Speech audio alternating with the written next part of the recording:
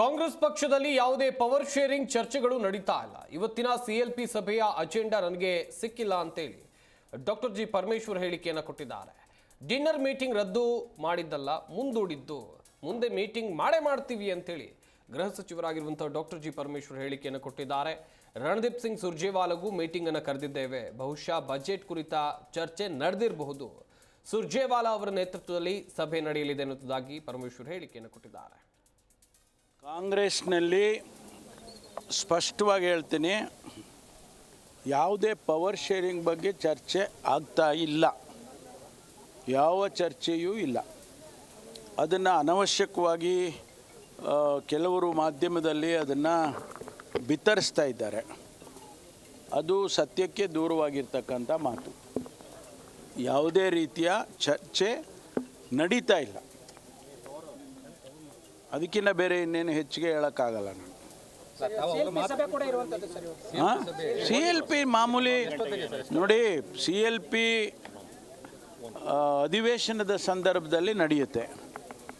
ಕೆಲವು ಸಂದರ್ಭದಲ್ಲಿ ನಾವು ಅಧಿವೇಶನ ಇಲ್ಲದೆಯೂ ಕೂಡ CLPಯನ್ನು ಸಭೆಯನ್ನು ಮಾಡ್ತೇವೆ. ಮಾನ್ಯ ನಮ್ಮ ಪಕ್ಷದ ನಾಯಕರು CLP ನಾಯಕರು ಕರೀತಾರೆ. ಈ ಬಾರಿ ಕರೆದಿರ್ತಕ್ಕಂಥದ್ದು ನನಗೆ ತಿಳಿದಿರೋ ಹಾಗೆ ಫೆಬ್ರವರಿ ಅಥವಾ ಮಾರ್ಚಲ್ಲಿ ಹೊಸ ಬಡ್ಜೆಟನ್ನು ಮಾನ್ಯ ಮುಖ್ಯಮಂತ್ರಿಗಳು ಮಂಡಿಸ್ತಾರೆ. ಆ ವಿಷಯದಲ್ಲಿ ಚರ್ಚೆ ಮಾಡೋದಕ್ಕೆ ಕರೆದಿದ್ದಾರೆ ಅಂತ ಅಂದ್ಕೊಳ್ತೀನಿ. ಮತ್ತು ಜಾತಿ ಜನಗಣತಿ ವರದಿ ಏನು ಬಂದಿದೆ ಸರ್ಕಾರಕ್ಕೆ, ಅದರ ಬಗ್ಗೆಯೂ ಕೂಡ ಒಂದಿಷ್ಟು ಚರ್ಚೆ ಮಾಡಿ ಅದನ್ನು ಮಂಡನೆ ಮಾಡುವಂಥ ವಿಚಾರದಲ್ಲಿ ಚರ್ಚೆ ಮಾಡಬೇಕು ಅಂತೇಳಿ ಇವೆರಡು ಭಾಳ ಪ್ರಾಮುಖ್ಯವಾಗಿರ್ತಕ್ಕಂಥ ವಿಚಾರ ಇದೆ ಅಂತ ನಾನು ಊಹೆ ಮಾಡಿರೋದು. ನಮಗಿನ್ನೇನು ಅಜೆಂಡಾ ಏನು ಬಂದಿಲ್ಲ.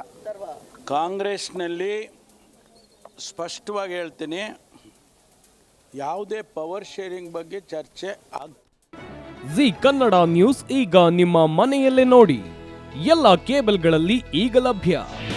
ನಿಮ್ಮ ನೆಚ್ಚಿನ ಜಿ ಕನ್ನಡ ನ್ಯೂಸ್ ಈಗ ಸನ್ ಡೈರೆಕ್ಟ್ ನಲ್ಲಿ number 292, Tata play number 1664, Jio TV number 1334, NXT digital number 30, in cable number 30, city networks 51, U digital number 162, GTPL number 17, Rockline telecommunications number 42, Shri Basaveshwara cable number 168, rural cable network 60, Vinayaka digital 57, Abhishek cable 821, city channel 53, Siddeshwara cable network 57, V4 digital Infotech 628, Surya digital networks 53, Gajanan digital number 836, Malnad infotech private limited number